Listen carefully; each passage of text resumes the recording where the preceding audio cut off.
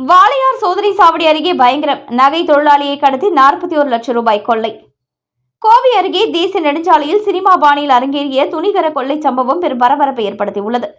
வாளையார் சோதனை சாவடி அருகே தங்க நகை தொழிலாளியை காரில் கடத்தி சென்று அவரிடமிருந்த 41 லட்சம் ரூபாயை பறித்து சென்ற மர்ம கும்பலை போலீசார் தீவிரமாக தேடி வருகின்றனர்.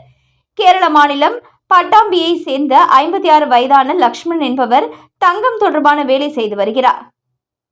இவர் நேற்று காலை 200 கிராம் தங்க கட்டிகளை விற்றுவிட்டு அதற்கு கிடைத்த 41 லட்சம் ரூபாய் பணத்துடன் தனது இருசக்கர வாகனத்தில் கேரளா நோக்கி பயணம் செய்துள்ளார்.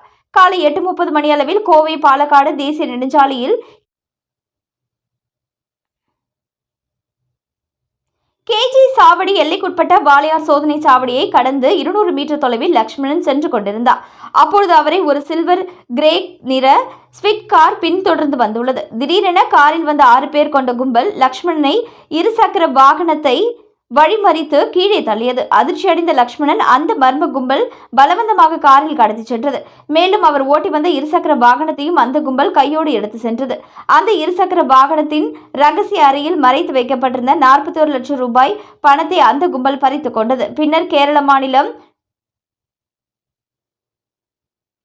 கொழிஞ்சாம்பாறை அருகே மோனாம்பாறை என்ற இடத்தில் லக்ஷ்மணனை காரில் இருந்து கீழே இறக்கிவிட்ட கொள்ளையர்கள் அவரிடமிருந்த செல்போனையும் பிடுங்கிக் கொண்டு மின்னல் வேகத்தில் தப்பிச் சென்றனர். பாதிக்கப்பட்ட லக்ஷ்மணன் இதுகுறித்து கேஜி சாவடி காவல் நிலையத்தில் புகார் அளித்துள்ளார். புகாரை பதிவு செய்த காவல்துறையினர் கொள்ளையர்கள் பயன்படுத்திய காரின் எண்ணை வைத்து விசாரணையை தீவிரப்படுத்தியுள்ளனர். பட்டப்பகலில் நெடுஞ்சாலையில் நடந்த இந்த கடத்தல் மற்றும் கொள்ளை சம்பவம் அந்த பகுதியில் பெரும் அச்சத்தை ஏற்படுத்தியுள்ளது.